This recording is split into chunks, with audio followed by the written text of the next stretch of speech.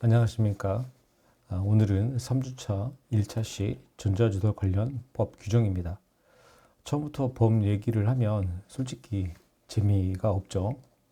근데 오늘은 어쨌든 법에 관련된 사항이 포인트라 조금 지루하더라도 내용을 한번 점검해 보시고 확인하시면 좋겠습니다.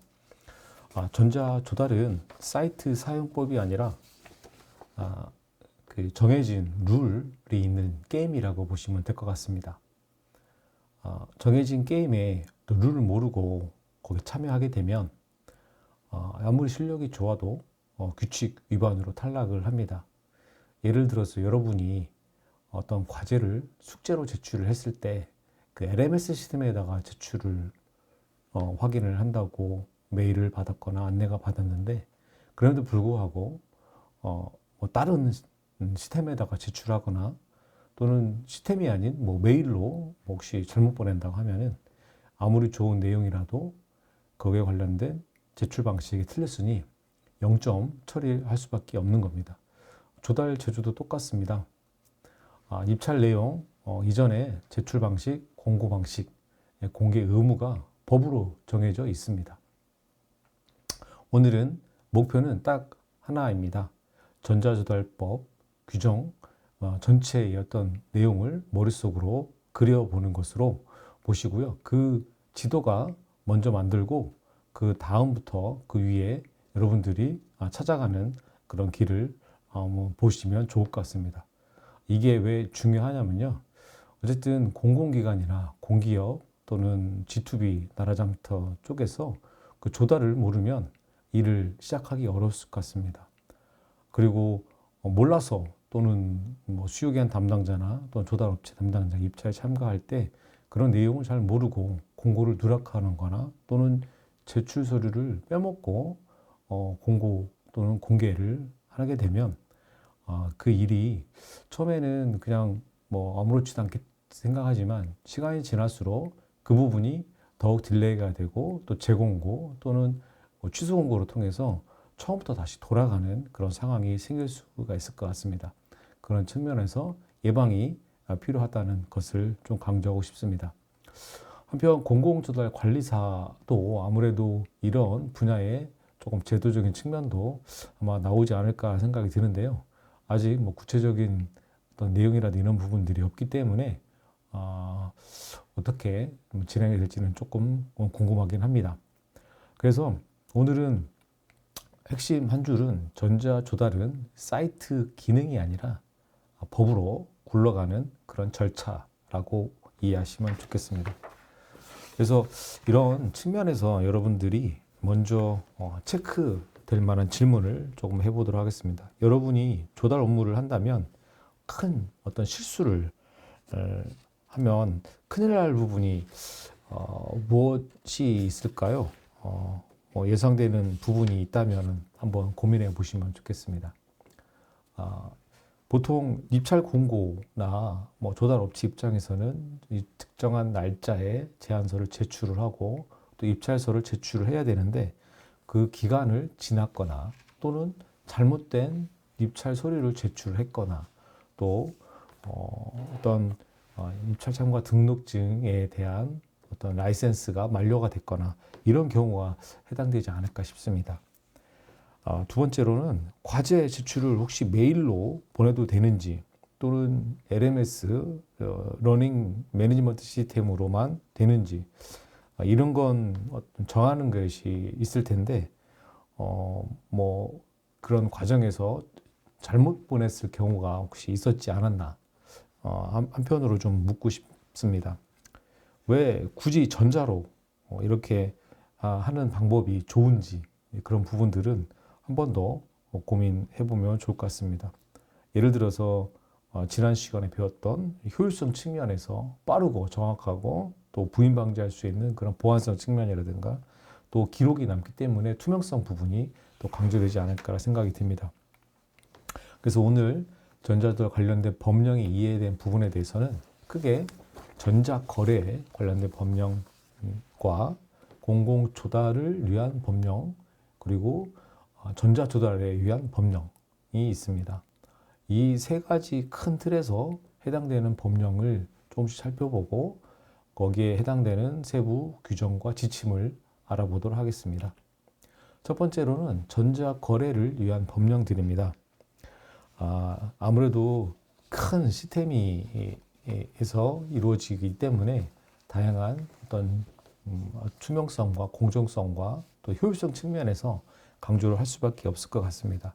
그래서 크게 세 덩어리로 보이면 좋을 것 같습니다. 첫 번째가 전자거래를 위한 법령들입니다. 첫 번째, 전자문서 및 전자거래 기본법인데요.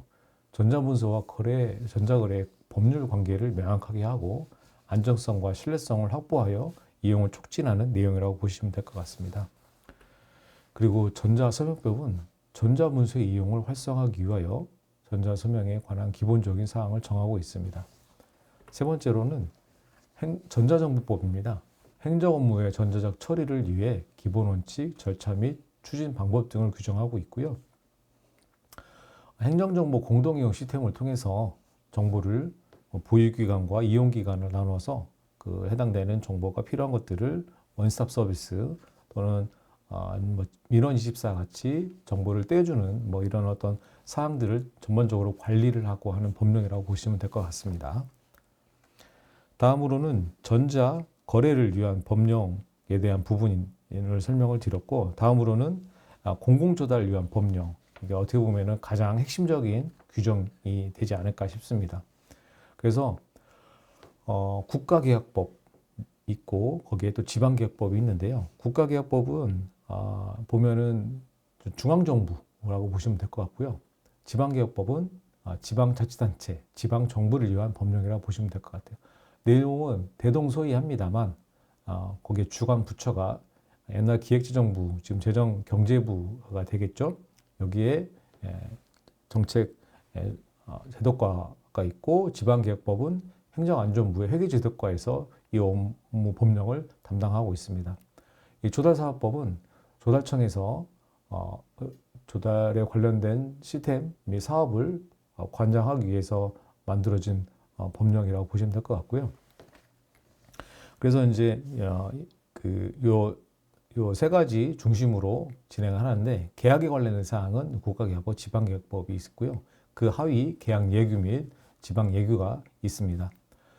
이 프로큐먼트를 위한 법인데요. 전자조달법, 전자조달의 이용 및 촉진에 관한 법률이 제정이 되었고 여기에 해당되는 시행령과 시행규칙이 마련되었습니다. 여기서 포인트는 조달은 계약이잖아요. 그죠? 계약은 증거가 중요합니다. 그래서 전자문서 그리고 전자정부법 같은 그 법이 먼저 있어야 하며 전자조달이 그렇게 안전하게 그 위에서 돌아가고 있다고 보시면 될 것 같습니다. 한 예를 들어서 그 동아리 운영을 생각을 해보면 동아리 회칙이 있겠죠. 이게 어떻게 보면은 여기에 계약법이 될 것 같고요. 그리고 그것만 있으면 끝인가? 아니죠. 그 단톡방, 공지, 효력 이런 어떤 정보를 제공해 주거나 안내, 홍보 이런 지침을 좀 가이드해 주는 그런 어떤 공지 사항의 효력은 전자문서라고 보시면 될 것 같습니다. 투표도 하죠. 예, 투표도 하는데 전자서명 관련된 사항이 전자투표 투표 인증이 되지 않을까 싶고요. 그리고 그 학교 시스템의 연계 부분은 어떻게 보면은 그 전자정부와 관련된 그런 내용이 아우러져야지 이 동아리의 운영이 되지 않을까 싶습니다. 그래서 이렇게 비교를 해 보았고요. 오른쪽에 이제 안내됐던 그런 내용처럼 전자문서와 전자거래는 어떻게 보면은 안전성과 신뢰성이 핵심이라고 보시면 될 것 같고요. 전자서명은 전자적 형태로 효력을 부인해서는 안 됩니다. 즉 서류 기반으로 하는 그 도장을 찍고 하는 그런 거와 동일하게 기본적으로 전자서명은 그 서류 기반의 행정하고 똑같다라고 보시면 될 것 같습니다. 한편 전자정부법은 전자적 처리가 원칙입니다. 그래서 행정정보 공동이용 시스템이 있는데 앞서 말씀드린 바와 같이 보유기관, 즉 그 업무를 그 소관을 갖고 있는 보유 기간의 정보를 이용 기관이 그 동의를 해서 사용하는, 또 제3자가 요청해서 또 이용할 수 있는 그런 근간이 되는 관련된 법령이라고 보시면 될 것 같고요. 그래서 정리를 해보면 조달법 체계는 조달 룰, 그 계약법이 있고 전자 기반, 그 문서와 서명, 그리고 전자 정부, 그리고 그 위에서 전자 조달을 운영하는 그런 법이 세 가지 층으로 이루어져 있습니다. 그래서 이 프로큐먼트는 이 전자 조달이라고 보시면 될 것 같고요. 여기에 저희 조달청이 조달법을 운영하고 있습니다. 그래서 그 이하 계약, 입찰 계약, 집행 기준 등에 대한 17종의 계약 관련된 계약 예규 및 지침이 있고요. 전자조달에서는 전자조달 그 입찰 유의서 등을 포함해서 총 9종의 전자조달 사업에 관련된 그런 부분들을 규정하고 있습니다. 그래서 이 부분은 조달청에서 관장을 하고 있고, 이 17종에 대해서는 국가기관 같은 경우는 재정경제부와 그리고 지방자치단체는 행정안전부에서 관련된 지침을 규정을 제정하고 있습니다. 다음으로는 전자거래를 위한 법령입니다. 전자문서 및 전자거래의 기본법인데요. 화면에 제시됐던 그런 내용을 한번 목적을 살펴보면 전자거래의 법률 관계를 명확히 하고 전자문서 및 전자거래의 안전성과 신뢰성을 확보하며 이용을 촉진할 수 있는 기반을 조성하는 데 목적을 두고 있습니다. 쉽게 말하면 종이 문서지만 진짜가 보통 여기서 보시는 것처럼 전자문서는 전자적 형태로 되어 있다는 이유만으로 법적 효력이 부인되지 아니한다. 즉, 이게 이제 서류 같은 경우에는 문서에 도장을 찍어서 이렇게 해서 진본임을 인감 도장을 찍고 하긴 하는데, 이 전자적 형태로만 있다고 해서 이게 법적 효력이 아니다라고 라고 하면 안 된다라는 그런 내용입니다. 즉, 전자문서도 그 효력과 보관 방법에 따라서 철저하게 관리가 되면 부인하지 않는 그런 효력이 인정된다고 보시면 될 것 같습니다. 그래서 여기에 전자문서의 송신에 관한 요건과 정의, 또 송신의 철회 요건 등이 이제 필요하겠죠. 그래서 여기에 딸린 내용 등은 개인정보 보호, 또 영업비밀의 보호, 또 소비자 보호 시책의 수립 등을 통해서 관련된 신뢰성을 확보를 해야 된다는 내용이고요. 전자문서 전자거래 기본 정책 수립 및 추진 체계도 마련해야 된다라고 되어 있습니다. 한편 전자문서 및 이용거래 촉진과 기반 조성, 또 전자거래 분쟁 조정 등이 여기에 관련된 법령에 포함되어 있어서 그 핵심은 전자거래의 법률 관계를 명확히 하고 안전성과 신뢰성을, 그리고 이용 촉진에 관련된 기반을 조성한다라고 보시면 될 것 같고요. 여기에 딸린 내용들은 앞서서 그 관련된 법을 좀 살펴보시면 좋을 것 같습니다. 그래서 한 줄로 정리하면 전자조달 기록은 편의가 아니라 법적 효력과 증거 때문에 관련된 내용을 남기고 있습니다. 한번 체크사항 질문 좀 해드리면, 혹시 전자문서가 종이보다 더 강한 강점이 있으면 한번 말씀해 주시면 좋겠습니다. 당연히 서류 같은 경우는 인쇄도 해야 되고, 거기에 필요한 도장도 찍어야 되고, 거기에 대한 공증도 해야 되는 상황이 생기는데, 전자문서 같은 경우에는 시간과 송수신 기록이 자동으로 남아 그 증거성이 높고, 그리고 쉽게 효율성 측면에서 많이 좋다라고 지금까지 이해해 왔던 부분이라고 보시면 좋을 것 같고요. 그래서 이제 어쨌든 시스템에 시간이 남고 정확한 날짜와 시간 때문에 그 증거성이 높다라고 보시면 될 것 같습니다. 그래서 여러분이 업체 담당자라면 전자문서는 어떻게 보관하고 계십니까? 보통 제출증, 접수증, 시간 기록, 버전 관리, 로그, 해시 같은 함수를 통해서 관련된 암호화를 통해서 증빙을 하고 있죠. 그런 부분이라고 보시면 될 것 같습니다. 다음으로는 전자 서명에 관련된 내용이고요. 목적은 전자문서의 안전성과 신뢰성을 확보하고 그 이용을 활성화하기 위해서 전자서명에 관한 기본 사항을 두고 있습니다. 주요 내용으로는 전자서명의 효력이 있는데, 앞서서 설명드렸던 내용과 같이 이 전자서명이 전자적 어떤 파일 형태만으로 서명 또는 서명 날인 또는 기명 날인으로서 효력이 부인되지 아니한다. 즉 이런 내용을 통해서도 효력이 인정된다라고 보시면 될 것 같고요.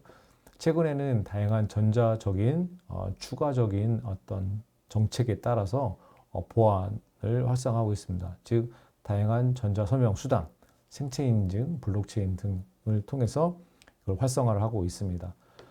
개인 증빙이 있고요. 그 어떤 뭐 눈동자, 뭐 요즘 같은 경우에는 어떤 그런 사진 얼굴 스캐닝해서 결제도 한다고 하죠. 이제 그런 부분들이 바로 이런 어떤 서명 수단의 일용으로 보고 계시고 있다고 생각합니다. 그래서 이런 부분들은 전자서명 인증 업무 운영 기준, 그리고 전자서명 인증 사업자에 대한 인증 기준 등 평가 기관에 의해서 이런 부분들 관리되고 있고요.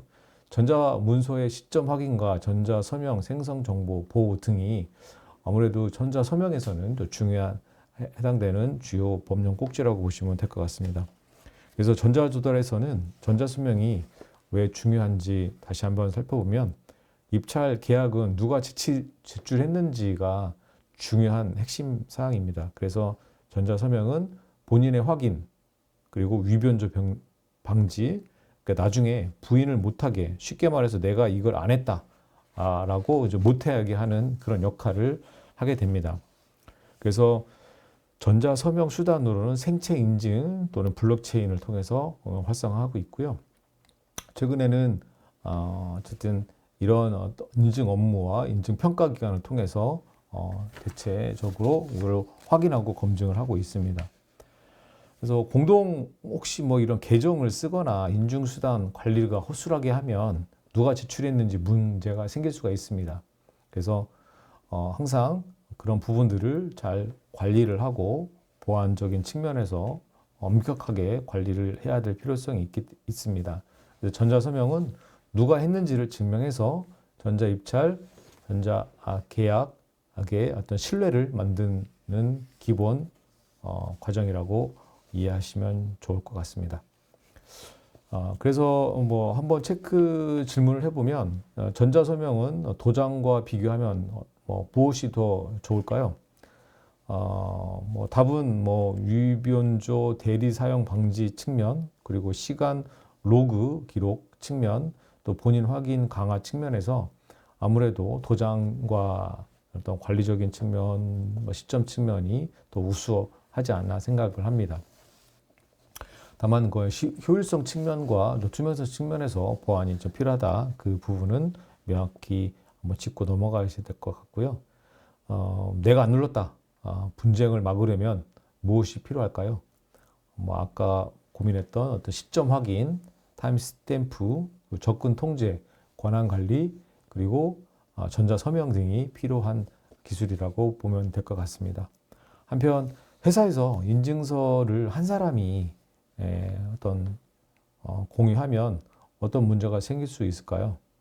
뭐 예를 들어 인증서가 여러 개 있으면 그거를 한 사람이 관리를 한다면 문제가 될 수 있는 부분이 있겠죠. 당연히 뭐 오기로 잘못 입력했거나 또는 입찰을 했을 때 어떤 책임 소재 부분도 있고, 부정 제출 위험에 내부 통제 위반 행위가 발생할 수 있을 것 같습니다. 이런 측면에서 중요한 부분이 어쨌든 이 전자서명법이라고 보시면 될 것 같고요. 다음 세 번째로 전자정부법이 있습니다. 전자정부법은 행정 업무의 전자적 처리를 위한 기본 원칙, 절차 및 추진 방법 등을 규정함으로써 전자정부의 효율적으로 구현하고 행정의 생산성, 투명성, 민주성을 높이는 데 목적을 두고 있습니다. 전자정부의 원칙입니다. 행정기관 등이 상호 간의 행정정보 공동 이용을 통해서 기술적으로, 전자적으로 확인할 수 있는 그런 사항을 민원인에게 제출하도록 하지 않고 시스템 간의 연계를 통해서 이렇게 확인을 할 수 있다라는 그게 원칙이라고 보시면 될 것 같고요. 이를 위해서 서비스 신청과 제공 활용이 관련된 주요 법령의 꼭지이고요. 그리고 전자문서 송수신에 관련한 절차, 정의, 요건 등이 필요합니다. 한편 행정정보 공동 이용을 위한 관리, 또 이용 방법, 신청 및 절차 제공 등이 있는데요. 최근에 이제 그 통합 관리와 클라우드 컴퓨팅 등 이런 부분들에서 어떤 보안적인 측면과 효율성 측면에서 그 관리를 더욱더 조금 확대와 함께 보안성을 좀 강화하고 있는 걸로 이해하시면 좋겠습니다. 그래서 조달에서는 이 행정정보 공동 이용 또 전자정보가 어떤 의미가 있느냐면은 기관 간의 어떤 정보 공유를 통해서 데이터를 쉽게 공유하고 필요한 서명이라든가 인증 절차에서 필요한 서류 등을 이런 걸 연계해서 뗄 수가 있기 때문에 그런 부분들이 좋지 않나 생각이 듭니다. 그래서 기관 간 정보 공동 이용이 되면 업체가 서류를 반복 제출하는 부담이 줄고요. 발주 기간도 검증이 상당히 빨라지게 될 것 같습니다. 그래서 그런 부분들을 좀 보시면 좋을 것 같고요. 그래서 조달 입찰에서도 이 전자정보법에 관련된 사항을 참조를 해서 데이터를 연계 활용하고 있다고 보시면 되겠습니다. 다음으로는 공공조달을 위한 법령 부분인데요. 이 법령 부분이 우리 이제 조달청 입장에서는 입찰 공고를 등록을 하고 또는 어떤 제출을 하고 계약 이행 또 정보 공개를 맞춰서 진행해야 되는데 그 과정에 각 단계별로 시스템이 묶여 있습니다. 그래서 그런 상황들을 이 전자조달 관련된 법령에 관련된 시스템이 어떻게 매핑되어 있는지를 좀 확인할 필요성이 있을 것 같습니다.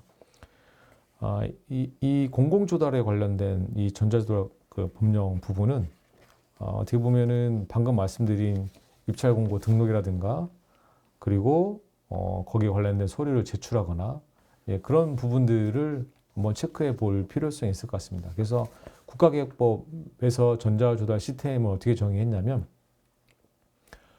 전자조달 이용 및 촉진에 관한 법률 제2조 제4호에 따른 국가 종합전자조달 시스템을 말한다라고 표현을 하고 있습니다. 즉, 이 국가계법령의 13조 4항에 보시는 바와 같이 국가 종합전자조달 시스템이란 제12조에 따른 조달청장이 조달 업무를 전자적으로 처리하기 위해서 구축, 운용하는 정보 시스템이다라고 되어 있습니다.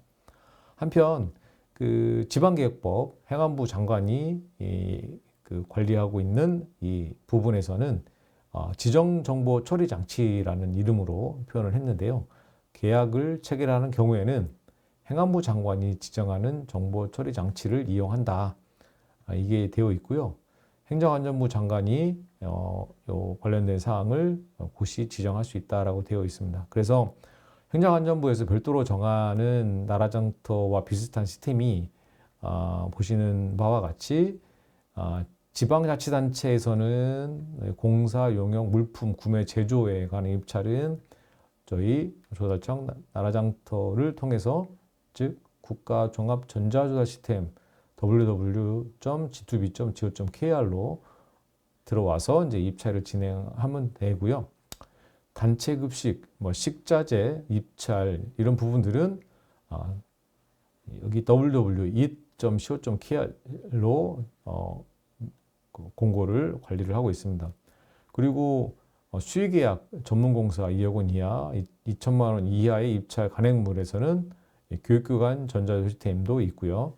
폐기물 순환자원, 또 재활용 가능자원, 재활용 제품의 입찰 계약은 이 순환자원 정보센터 입찰 시스템을 통해서 이루어지고 있습니다. 그래서 이런 부분들을 국가계약법, 또 지방계약법 또는 전자조달법에 대한 사항들이 정리돼서 안내하고 있고요. 전자조달법 제2조 4제에서는 이 국가 종합 전자조달 시스템이라고 이 나라장터의 명칭을 좀 명확히 얘기하고 있고요. 지방계약법에서는 별도로 그냥 따로 지정하지 않고 이 지정정보 처리 장치라고 해서 다양하게 이렇게 언급을 하고 있습니다. 그래서 이제 우리 뭐 수강생들께서 불안해하는 어떤 포인트가 있을 수 있을 것 같아요. 나라장터의 주도할청의 어떤 시스템도 여기에 하나가 있는데 뭐 상당히 많은 입찰을 저희 나라장터를 통해서 진행하고 있습니다.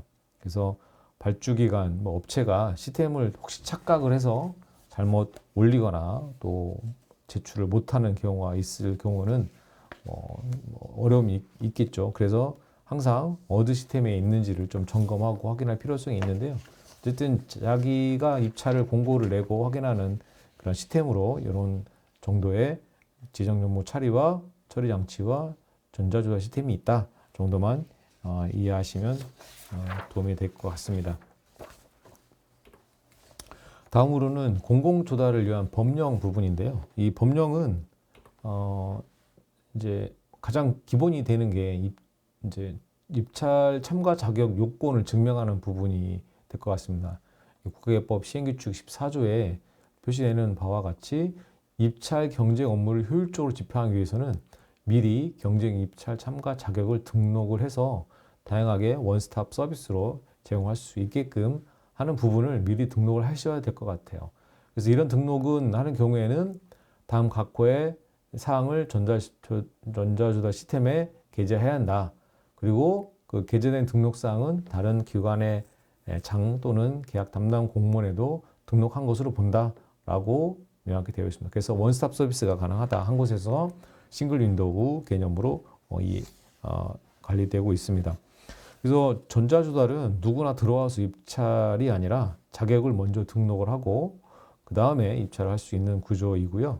국가계약법, 지방계약법에서는 취지도 비슷합니다. 입찰 업무를 효율적으로 집행하기 위해서 미리 등록을 해야 한다라고 되어 있습니다.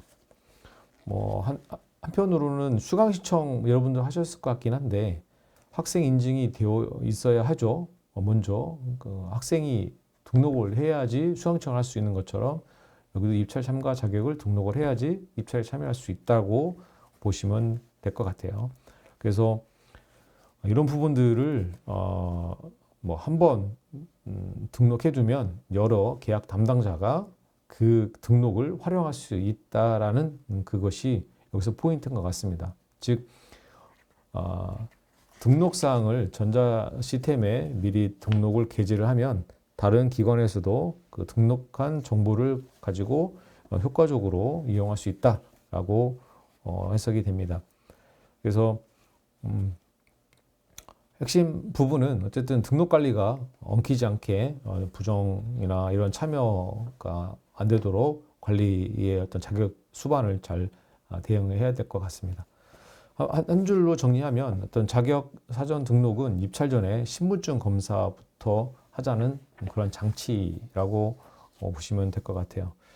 어쨌든 사전 등록을 하면 뭐 효율성 측면에서 매번 자격을 다시 검증하고 확인할 필요 없이 어떤 절차가 빨라질 것 같고 업체가 가장 많이 하는 실수가 무엇이냐 뭐 입찰을 어떤 등록을 갱신하지 않거나 서류를 누락하거나 어떤 정보를 앞서 말씀드린 내용과 같이 어떤 자격 요건이 뭐 완벽하게 구비가 되어 있어야함에도 불구하고 입찰 마감 시점까지 어떤 자격증 갱신이 안 됐거나 이런 경우에는 그 한 상황으로 인해서 입찰을 참여 못하는 그런 케이스로까지 올라가면 큰 이슈가 될 것 같습니다.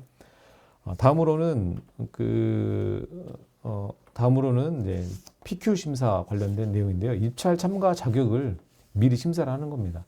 입찰 참가자의 자격을 미리 심사하여 적격제에 한해서 경쟁 입찰에 참여하는 입찰 방법이 바로 PQ 심사라고 보시면 되고요. 즉 적격자만 입찰에 참여한다라는 내용입니다. 그래서 입찰 전에 자격을 미리 심사해서 적격자만 참여시키는 방식이고요. 즉 뭐 취업을 하려면 서류 전형하죠. 그 서류 전형을 하면 그 다음에 면접을 보고 뭐 그렇게 입사할 수 있듯이 앞서 서류 전형에 탈락이냐, 합격이냐, 뭐 이런 측면으로 피규 심사를 합니다. 그래서 이제 심사 결과를 지체 없이 지정 정보 처리 장치에 공시를 하고 또 신청 보완 기관 또 종료 후 일정 기간 내에 심사하고 전자조달 시스템에 게재하는 내용을 확인할 수가 있을 것 같습니다. 보시는 것처럼 입찰에 참가하려는 자가 입찰 전에 열람할 수 있도록 열람하게 하고 교부해야 된다. 이를 전자조달 시스템에 이를 게재함으로써 열람 거부를 가름할 수가 있다. 즉 이런 심사 관련된 자료 등이 정확하게 있어야겠죠. 그래서 그거를 미리 준비를 하거나 어떤 자격 조건을 맞춰야 될 것 같고요. 또 신청 기간 또는 보완 기간이 끝날 날로부터 10일 이내에 입찰 참가 자격을 사전 심사하여 그 결과를 시스템에 게재해야 된다라는 내용입니다. 한편 심사 결과 통지는 계약 담당자는 입찰 적격자를 선정한 때는 지체 없이 그 적격 여부와 이의 신청 접수 기한, 접수 방법 등을 정하여 지정 정보 처리 장치 등에 공시한다라고 되어 있습니다. 그래서 결과 통보는 어쨌든 이 지정 정보 처리 장치에 공시를 하게끔 되어 있습니다.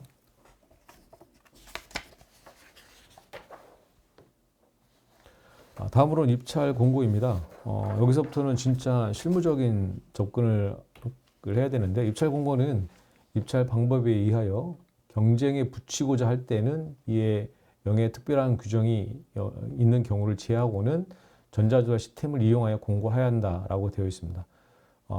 필요한 경우에는 일간 신문지 등에 게재하는 방법도 병행할 수가 있다고 국가기획법 시행령에서는 언급을 하고 있고요.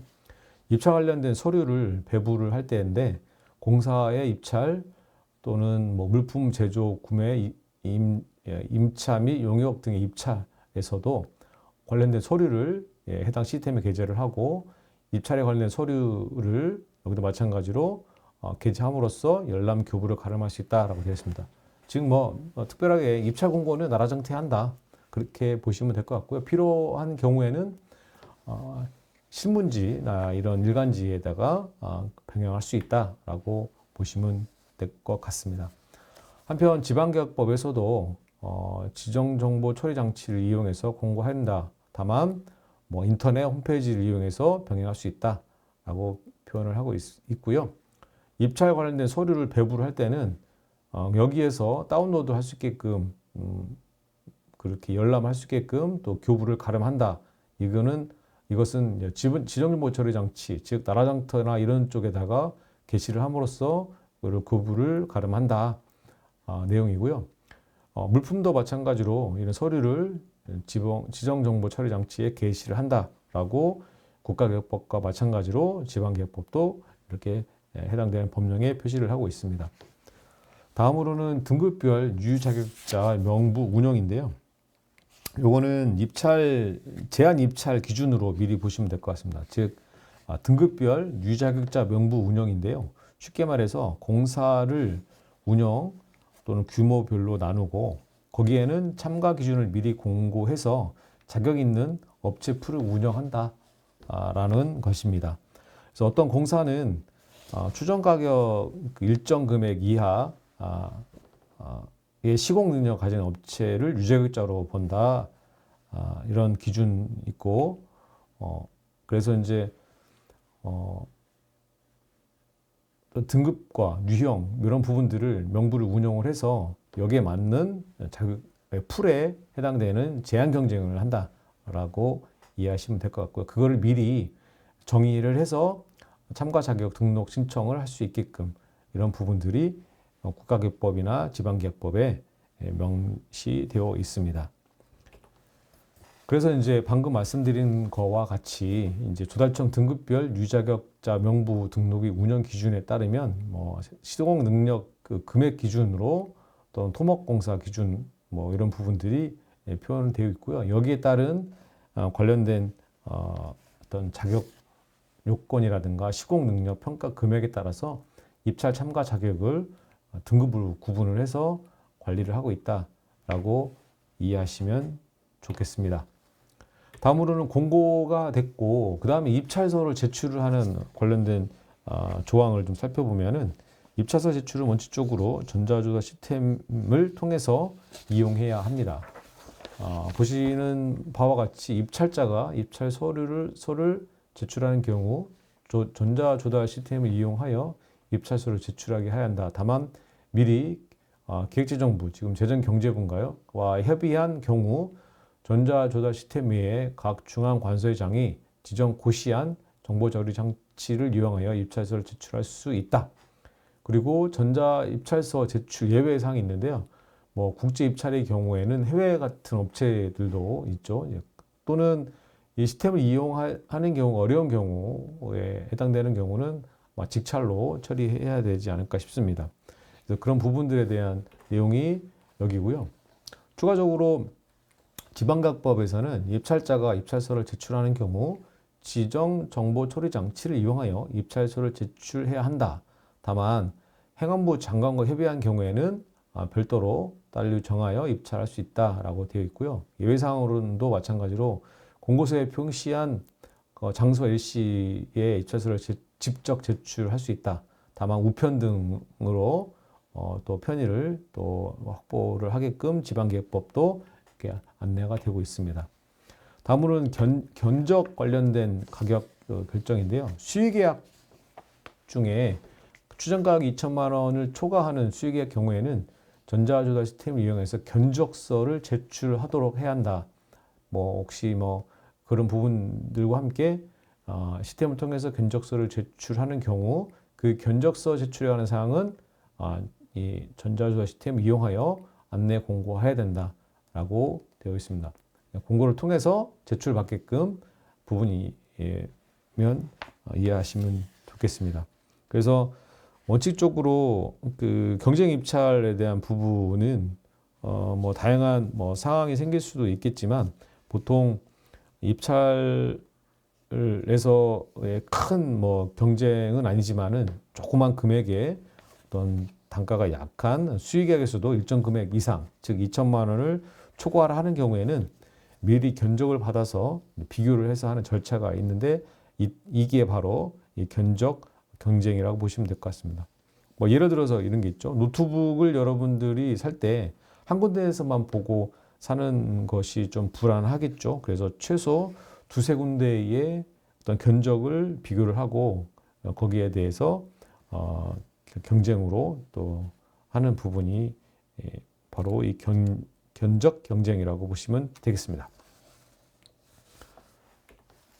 그래서 30조에 보면은 지방자치단체 및 또는 계약 담당자의 수의계약을 체결하는 경우에는 2 이상을 견적서를 받아야 된다.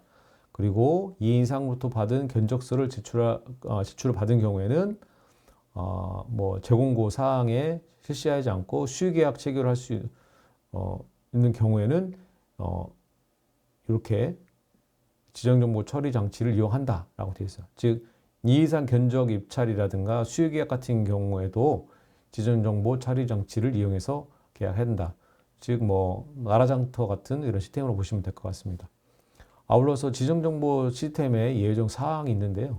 물품 품질 확인 및 예산 절감 필요성이 큰 경우에는 행안부 장관이 지정하는 그런 곳에서 또 할 수 있게끔 계약 집행 기준에 명시되어 있네요.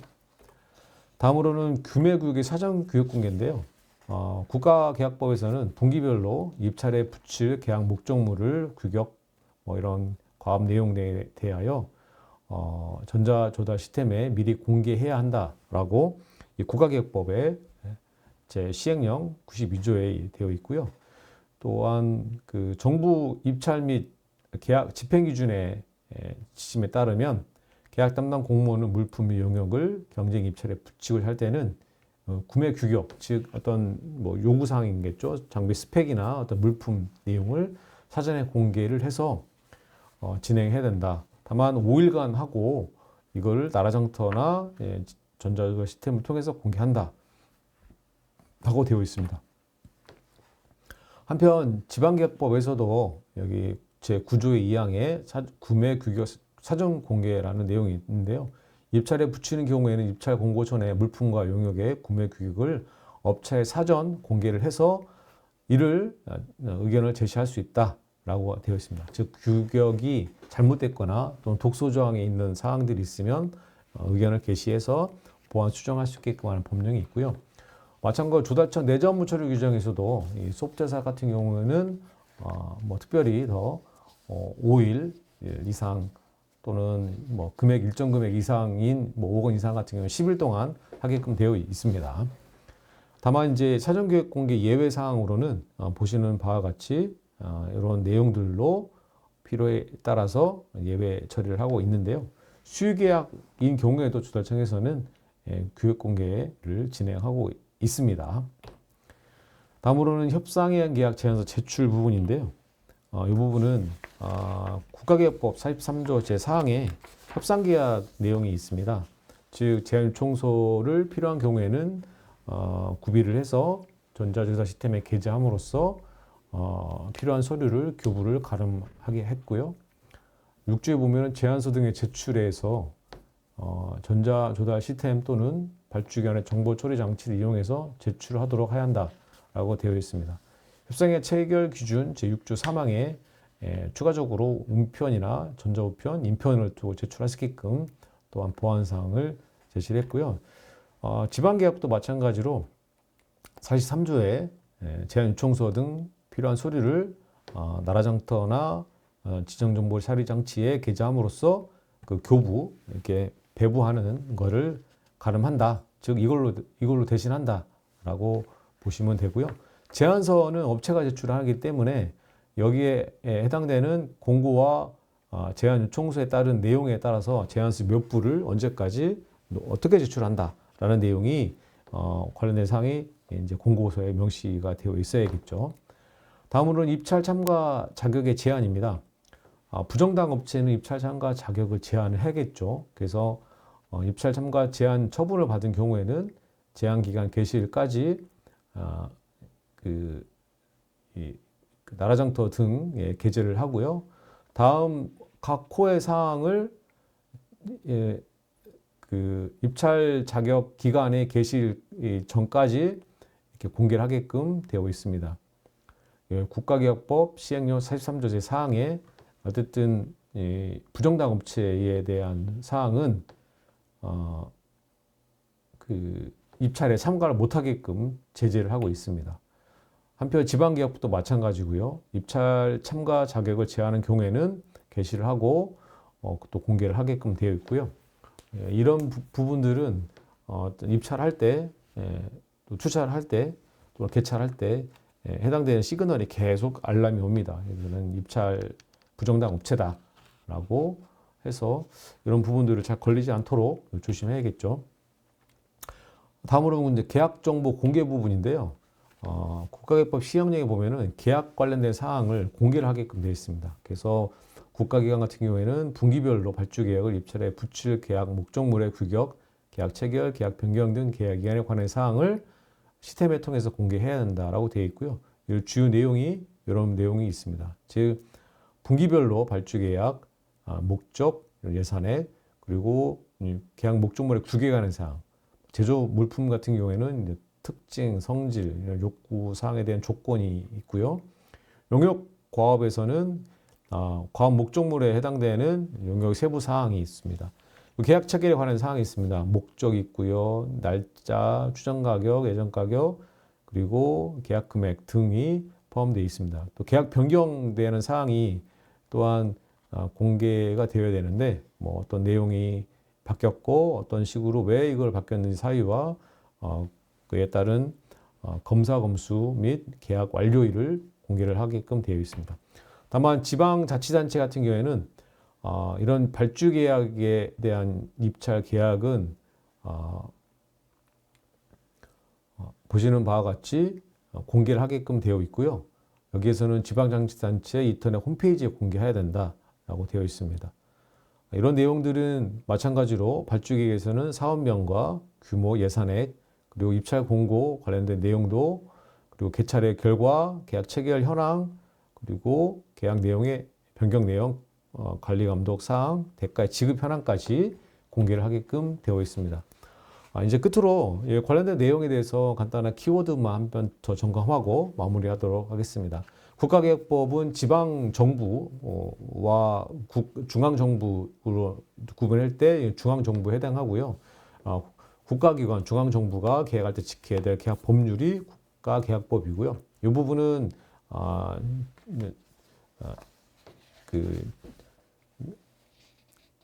국가기관은 여기고요. 지방계약법은 시군구 등 지방자치단체에서 하는 계약 법률입니다.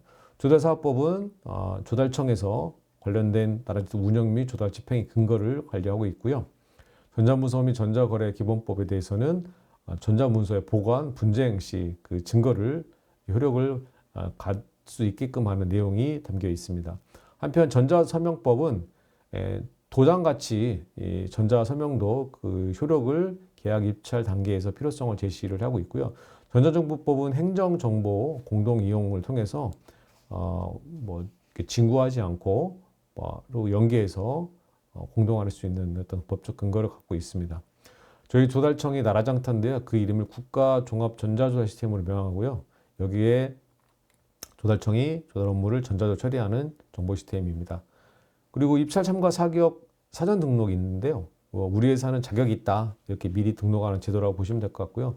등록하면 여러 수요기관, 발주기관에서 이런 내용들을 공동 활용해서 가름한다라고 되어 있죠.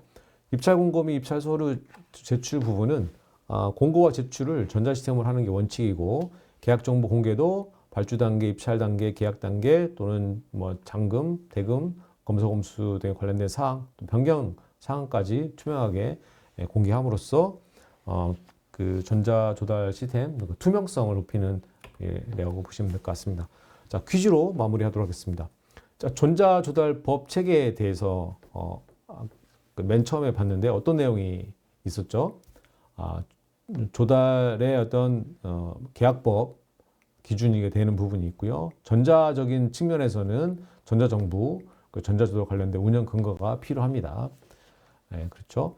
OX 문제입니다. 전자문서는 전자 형태라는 이유만으로 법적 효력이 부인될 수 있다. 거짓이죠. 전자문서도 서류와 같이 그 부인, 또 이건 내가 안 했다라는 그 부분을 이렇게 부인하는 거에 대해서 못한다. 즉 전자 서류도 일반 서류와 같이 동등한 효력을 갖고 있다라고 보시면 되겠습니다. 끝으로 구매 규격 사전 공개의 목적에 가장 가까운 것은 한번 골라보시죠. 2번이죠. 규격을 미리 공개하고 그 의견을 받아서 공정성을 논란을 줄이기 위해서 진행합니다. 그래서 보통 5일 정도 사전 규격 공개를 올리고 여기에 대한 의견을 받아서 특정 규격 독소조항이 없는지를 판단한 다음에 입찰 공고를 진행하고 있습니다. 그래서 의무적으로 하게끔 관련된 규정에 정리가 되어 있는 것을 확인할 수 있었습니다.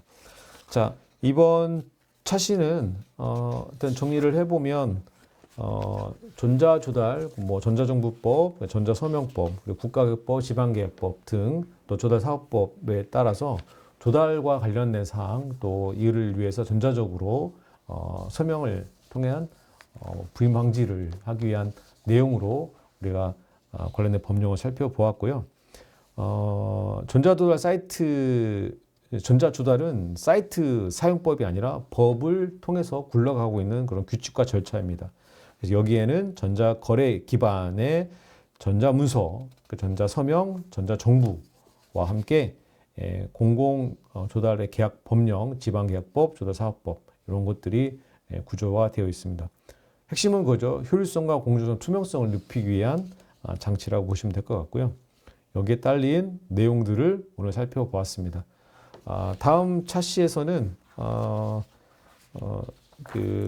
이 차시에서 주요 내용을 또 한번 살펴보도록 하고요. 이 차시에서는 전자조달법에 대해서 조금 더 자세히 들어가는 시간으로 갖도록 하겠습니다.